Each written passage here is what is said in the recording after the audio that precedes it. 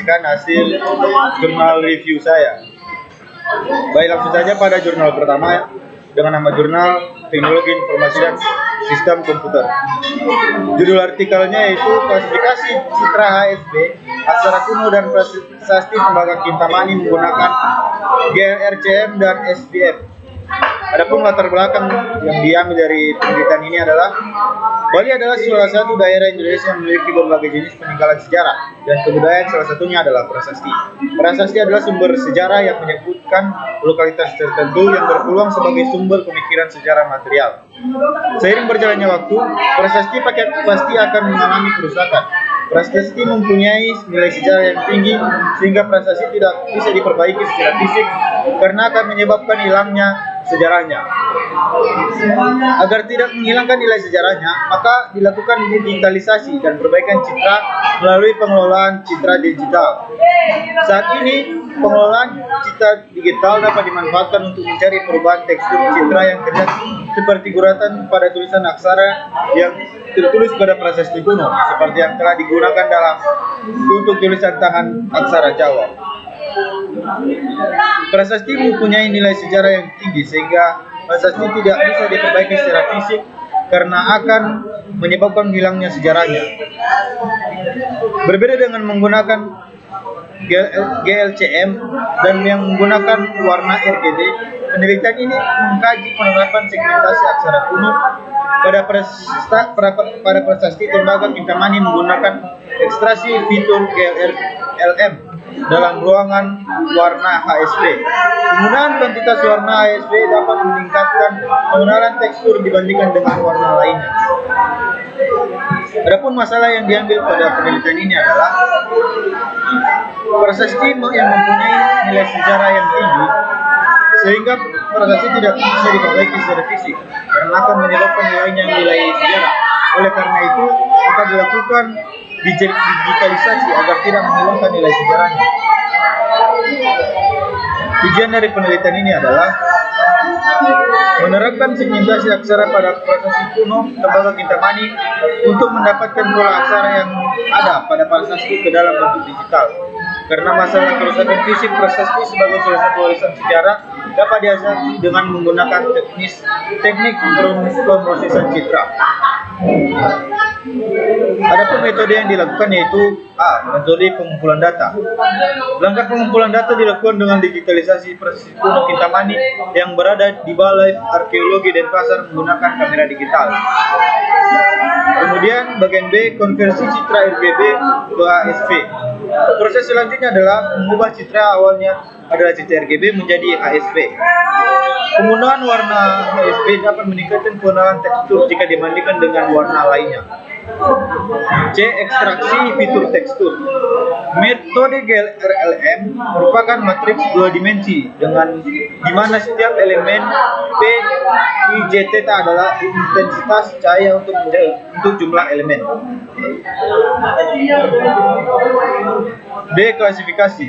Dari hasil ekstraksi fitur tekstur pada ROI, citra prasasti Kintamani dilakukan klasifikasi terhadap nilai semua fitur menggunakan metode SPM.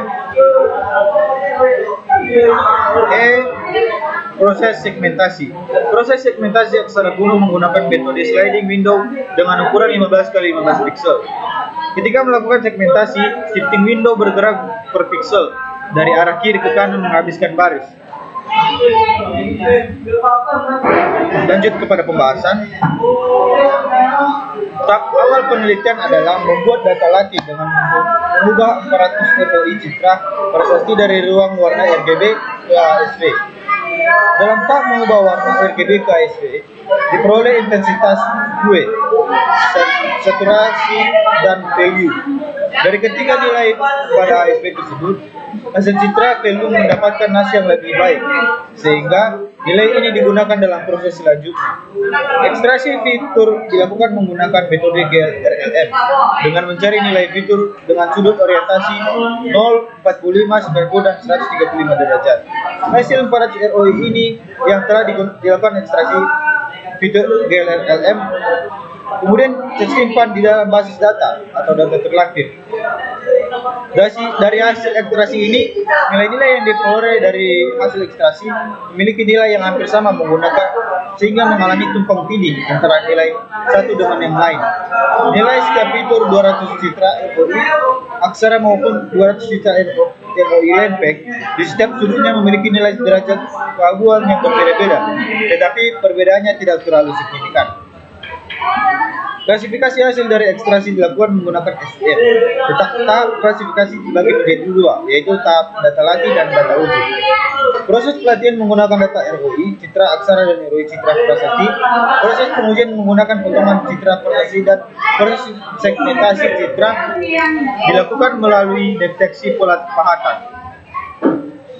Jika didapatkan nilai prediksi hasil SDM lebih dari 0, maka daerah dalam sliding window dianggap sebagai ukiran aksara. Namun jika prediksi kurang atau sama dengan 0, maka daerah sliding window dianggap sebagai lempeng. Proses pengujian menggunakan 3 buah citra prasasti Kintamani. Hasil segmentasi melalui deteksi pola pahatan seluruhnya pada prestasi 1 dan 2 dapat disegmentasi menggunakan metode GLRLM seperti dalam gambar 4. Namun masih terlihat bahwa ada beberapa bagian aksara di prestasi 3 yang tidak terdeteksi sebagai lempeng. Hal itu terlihat dari hasil deteksi pada pahatan dengan aksara. Tengah aksara masih berwarna putih dan hanya bagian pinggir aksara yang lebih dominan terdeteksi sebagai aksara. Kajian ini telah diimplementasikan langsung klasifikasi ini ke dalam bentuk citra, sehingga hasil perhitungan klasifikasi dapat terlihat ketika dilakukan deteksi terhadap pola aksara menggunakan sliding window. Daerah bayangan aksara, yaitu daerah pinggir aksara, memiliki perbedaan warna paling besar sehingga dapat dideteksi dengan mudah. Namun tidak semua pahatan aksara pada citra memiliki daerah bayangan. Adapun kekurangan pada jurnal pertama ini yaitu GLRLM hasil segmentasi aksara lebih dominan pada pinggir aksara daripada bagian tengah daripada aksara, sehingga bagian lempeng daripada bagian lempeng. Di metode GLRLM, jadi masih dominan terdeteksi adalah aksara, sehingga hasil segmentasi lempeng masih dominan putih, dan tidak semua pahatan aksara dan citra memiliki daerah bayangan. Jika hanya mengandalkan daerah bayangan aksara, tidak semua pahatan burung dapat tersegmentasi dengan sempurna. Kelebihannya yaitu penelitian ini sangat membantu para arkeolog untuk memperbaiki prasasti zaman prasejarah dan bisa membantu pelestarian peninggalan leluhur kita, dan agar keturunan kita juga dapat menikmati dan mengenal sejarah Indonesia. Kesimpulannya yaitu pola aksara kuno pada prasasti Tembagapura Kintamani dapat dideteksi menggunakan GLRLM dan sliding window di ruang warna HSP dengan akurasi sebesar 88,32%, yang lebih besar daripada deteksi serupa dengan GLCM atau GLRLM di ruang warna RGB. Teknik deteksi aksara pada citra pahatan yang tidak memiliki daerah bayangan masih perlu dikembangkan agar seluruh aksara pada prasasti dapat terdeteksi. Lanjut pada jurnal kedua dengan judul Optimasi Proses Penjadwalan Mata Kuliah Menggunakan Algoritma Genetika dan Pencarian Tabu. Latar belakangnya yaitu penjadwalan mata kuliah merupakan masalah berskala besar karena terdiri dari banyak komponen yang melibatkan ratusan hingga ribuan mahasiswa. Banyaknya komponen yang terlibat mempengaruhi lamanya waktu proses dan risiko terhadap bentrok atau konflik jadwal yang cukup tinggi. Konflik yang sering terjadi dalam proses penyusunan jadwal mata kuliah di antaranya adalah dosen, mata kuliah, ruang kuliah, dan slot waktu. Masalah yang paling rumit adalah penyusunan jadwal yang untuk menghindari bentrok, apalagi jika masih menggunakan cara manual, yaitu menggunakan Microsoft Excel. Untuk mengatasi permasalahan ini, sebuah mekanisme penjadwalan perlu dikembangkan untuk mendapatkan solusi yang optimal. Algoritma genetik atau AG dan pencarian tabu atau TS dapat dikombinasikan untuk optimasi pada proses penjadwalan mata kuliah ini. AG dapat digunakan untuk mencari solusi permasalahan-permasalahan dalam dunia nyata yang optimal dan efektif. Salah satunya adalah untuk menghasilkan penjadwalan yang optimal. Adapun masalah yang diambil dari penelitian ini adalah penjadwalan mata kuliah yang merupakan salah satu hal yang menantang, yang melibatkan banyak komponen karena sifatnya yang menantang. Tujuan utama penjadwalan sering kali hanya untuk menemukan solusi yang layak daripada mencari solusi yang optimal. Tujuan dari penelitian ini adalah agar penjadwalan sejumlah komponen seperti dosen, mahasiswa dan mata kuliah, waktu dan ruang perkuliahan dalam satu waktu tertentu, dan untuk memberikan solusi terhadap pengembangan sistem informasi penjadwalan yang dalam proses penjadwalannya masih manual menggunakan Microsoft Excel. Proses pembuatan jadwal menggunakan secara manual bisa membutuhkan waktu yang lama. Metode yang digunakan adalah algoritma genetika. Parameter genetika meliputi jumlah generasi atau iterasi yang digunakan sebagai batasan untuk menghindari proses interaksi yang tak terhingga. Ukuran populasi menunjukkan banyaknya populasi awal yang akan dijadikan sebagai induk. Crossover dan mutasi merupakan proses pembentukan populasi yang baru. Inisialisasi kromosom dinyatakan dengan angka-angka yang merupakan kemudian atau encoding dari penyelesaian asli suatu masalah. Dalam proses pembuatan jadwal terdapat batasan-batasan. Pertama, batasan keras atau hard constraint menyatakan batasan yang wajib dipenuhi dan tidak boleh dilanggar. Kedua, batasan lunak atau soft constraint merupakan batasan yang boleh dilanggar tapi seminimal mungkin untuk dihindari. Bagian B, algoritma pencarian tabu. Setelah organisasi atau generasi terbaik ditemukan, proses selanjutnya adalah pembagian ruangan. Proses pembagian ruangan menggunakan TS dapat dengan 4 langkah. Pertama, inisialisasi ruangan perkuliahan yang merupakan hasil kombinasi dari ruang, hari dan jam. Ruang perkuliahan diambil dari tabel ruang yang ada pada basis data, sedangkan hari dan jam berasal dari solusi terbaik jadwal mengajar dosen. Yang kedua adalah menentukan solusi awal yang akan dipilih, yaitu solusi dengan nomor urut terkecil yang ada pada nomor urut 1. Setiap solusi memiliki nomor urut mewakili nomor urut jadwal mengajar dosen. Ketiga, menentukan solusi baru.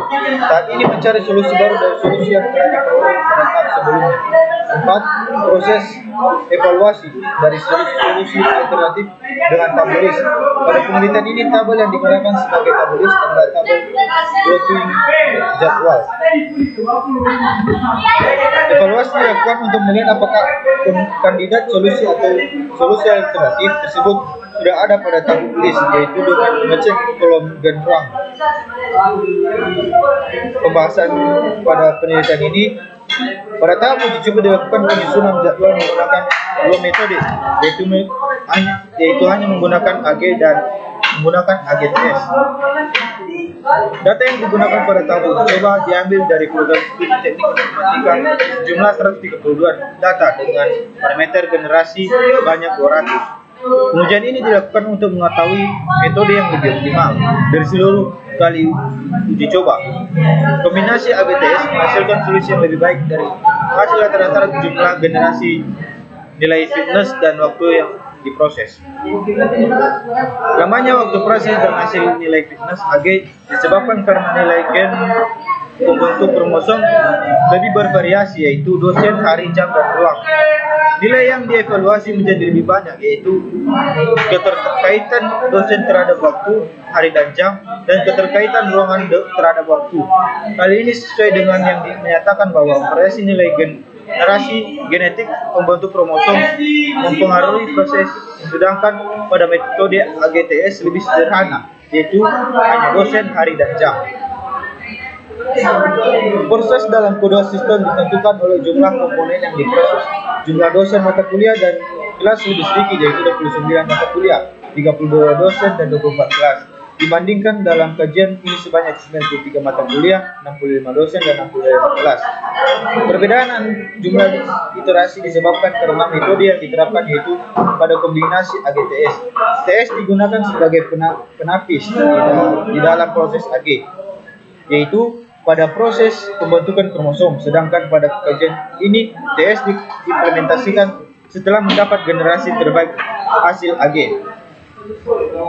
Adapun kekurangan pada jurnal kedua ini yaitu pada penjelasannya tadi tidak dikatakan bahwa terdapat batasan keras. Tadi dikatakan bahwa ada batasan keras atau hard constraint menyatakan batasan yang wajib dipenuhi, dan soft constraint atau batasan lunak yang bisa dilanggar atau seminimal mungkin untuk tidak dilanggar. Di sini tidak ada penjelasan apa yang dimaksud dengan batasan tersebut. Nah, itulah kekurangan dari jurnal kedua ini. Adapun kelebihannya yaitu penelitian ini sangat berguna bagi universitas-universitas di Indonesia untuk mempermudah pembagian jadwal bagi dosen dan mahasiswa dengan waktu yang cukup efisien dibanding dengan cara yang manual. Kesimpulannya yaitu kombinasi AGTS mampu memproses data untuk penjadwalan mata kuliah dengan lebih optimal dengan rata-rata fitness menjadi satu dibandingkan metode yang hanya menggunakan AG dengan fitness rata-rata sebesar 0,018928. Implementasi TS telah memperoleh generasi terbaik hasil AG, membuat jumlah iterasi lebih sedikit. Pada sistem yang dikembangkan masih terdapat kelemahan, yaitu sistem tidak berjalan maksimal pada uji coba menggunakan data sebanyak 500 kelas. Penelitian lanjutan dilakukan untuk meningkatkan performa sistem dengan menggunakan AGTS yang dikombinasikan dengan algoritma lain-lain. Lanjut pada jurnal ketiga yaitu dengan judul Sistem Pemantauan Tanah Longsor berdasarkan laju adsorpsi air pada tanah menggunakan sensor kelembapan, kemiringan, dan suhu. Latar belakangnya, tanah longsor pada umumnya disebabkan oleh gempa bumi, hujan dalam intensitas besar yang terus-menerus, aktivitas manusia dalam pertambangan, dan kombinasi dari faktor-faktor tersebut. Di Indonesia, tanah longsor termasuk salah satu bencana alam yang sering terjadi. Salah satu isu besar dalam menangani bencana ini adalah faktor longsor yang sulit untuk diprediksi. Namun demikian, proses mitigasi masih tepat untuk dilakukan. Jika dapat diimplementasikan dengan efektif, proses evakuasi dapat dilakukan sebelum bencana tanah longsor terjadi. Penelitian tentang sistem mitigasi tanah longsor telah dilakukan dengan berbagai metode. Salah satunya adalah dengan memanfaatkan sistem informasi geografis. Sistem ini dapat memantau potensi bencana berdasarkan kondisi geografis, namun tidak dapat menunjukkan hasil keadaan tanah secara langsung. Masalah yang diambil pada penelitian ini adalah tanah longsor yang termasuk salah satu bencana alam yang sering terjadi. Salah satu isu besar dalam menangani bencana ini adalah waktu longsor yang sulit diprediksi. Namun demikian, proses mitigasi masih tetap dilakukan. Jika diimplementasikan dengan efektif, proses evakuasi dapat dilakukan sebelum bencana tanah longsor ini terjadi. Tujuannya yaitu sistem pemantauan yang dirancang diharapkan menjadi purwarupa awal untuk terbentuknya pusat informasi mitigasi bencana tanah longsor yang dapat diterapkan khususnya di Indonesia agar proses evakuasi dapat dilakukan sebelum bencana terjadi. Adapun metode yang diterapkan yaitu studi tanah longsor dilakukan di sebuah purwarupa dataran tinggi miring yang diletakkan dalam sebuah kotak berbahan akrilik bersih 60 cm. Tanah dibentuk menyerupai lereng dataran miring dengan sudut elevasi 40 derajat dan menyerupai kemiringan gunung pada umumnya. Sebagai pemicu perubahan aktivitas tanah, masukan tanah hujan buatan diberikan dengan laju konstan 0,2 liter per menit dan 0,5 liter per menit yang dianggap sebagai hujan deras ke dalam sistem. Data aktivitas tanah diambil berdasarkan besaran kemiringan, suhu, dan kelembapan tanah ketika tanah dalam kondisi kering atau tanpa hujan. Pemantauan informasi dilakukan menggunakan sensor. Sensor tersebut terhubung dengan microcontroller Arduino Uno sebagai serangkaian akuisisi data.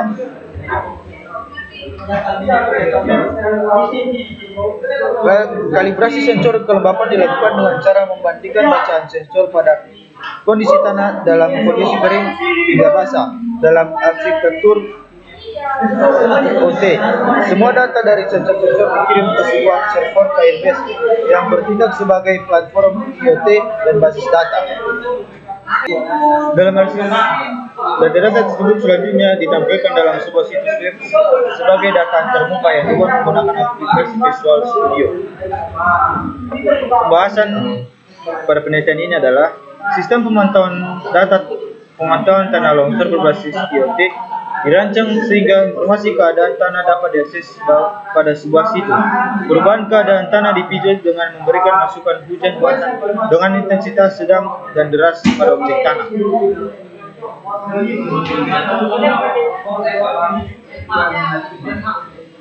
Sistem pemantauan kondisi tanah pada penelitian ini dapat dipantau secara daring dengan mengakses situs web http atau www.monitoring.access.net.rg.id.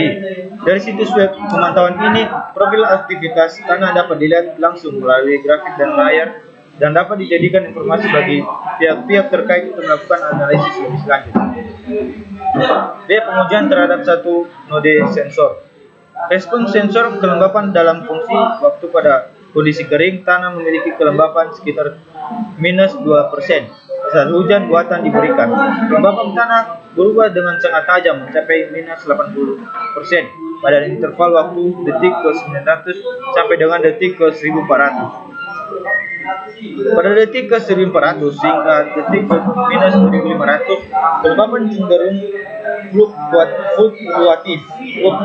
Kelembapan tanah terjadi disebabkan air terserap oleh tanah di bagian yang lebih dalam secara bertahap karena faktor gravitasi. Studi kinetik absorpsi pada air pada tanah. Studi tentang kinetik absorpsi air pada permukaan tanah dilakukan untuk mengetahui laju absorpsi dan relevansinya terhadap karakteristik saturasi tanah. Beberapa model kinetik absorpsi adalah diantaranya pseudo order pertama, pseudo order kedua, difusi intrapartikal dan model Elovich. Pada kasus pengujian pada permukaan tanah, difusi intrapartikal adalah model yang sesuai untuk menggambarkan kinetik absorpsi tanah pada kajian ini. Pengujian multinode sensor. Hasil pengukuran kelembapan tanah dengan multinode sensor dengan intensitas hujan dengan kelembapan tanah mencapai 80%, namun nilainya turun kembali dan fluktuatif seiring pertambahan waktu dan air. Hasil pengukuran kelembapan tanah multinode sensor dengan intensitas hujan deras menunjukkan kelembapan tanah berubah dengan sangat tajam. Intensitas curah hujan adalah satu faktor yang menunjukkan laju saturasi tanah. Pengukuran ini masih terbatas, dapat dikembangkan lagi dengan menggunakan pengukuran yang lebih lama dan jumlah sensor yang lebih banyak jika diimplementasikan pada kondisi real. Untuk implementasi perwarupa pada kondisi dataran tinggi sebenarnya, instalasi sistem dengan multinode sensor dibutuhkan dan perlu ditempatkan pada beberapa ketinggian dataran tinggi dengan beberapa kedalaman tanah, tergantung dari luas area dataran tinggi tersebut. Karena tekanan pada tanah dapat memicu pergerakan setiap lapisan tanah. Pemantauan tanah dengan desain seperti ini akan efektif. Adapun kekurangan pada jurnal ketiga ini yaitu penelitian ini masih sangat sulit dilakukan dan diterapkan di berbagai daerah, contohnya lokasi rawan bencana yang terkadang tidak memiliki ketersediaan jaringan internet, sedangkan sistem pemantauan memerlukan adanya sistem komunikasi yang lancar. Kelebihannya yaitu penelitian ini sangat berguna dan bagus untuk digunakan pada daerah rawan bencana agar evakuasi bisa cepat untuk dilaksanakan dan korban jiwa dapat diminimalisir. Kesimpulannya yaitu sistem pemantauan tanah longsor berbasis IoT dengan menggunakan informasi aktivitas tanah berupa kelembapan, suhu, dan kemiringan dapat memantau keadaan tanah secara daring dan diakses pada sebuah halaman web. Tanah tertekan oleh air dari masukan hujan buatan jika diberikan secara terus-menerus memicu pergeseran tanah. Absorpsi air terjadi ke tanah bagian dalam dan terjadi secara bertahap pada setiap lapisan tanah. Studi prioritas tanah pada level operasi tanah akibat tekanan air telah diinvestigasi untuk menunjukkan prediksi terjadinya tanah longsor karena diberi air secara terus-menerus. Baik, demikian saja dari hasil presentasi saya. Saya ucapkan terima kasih.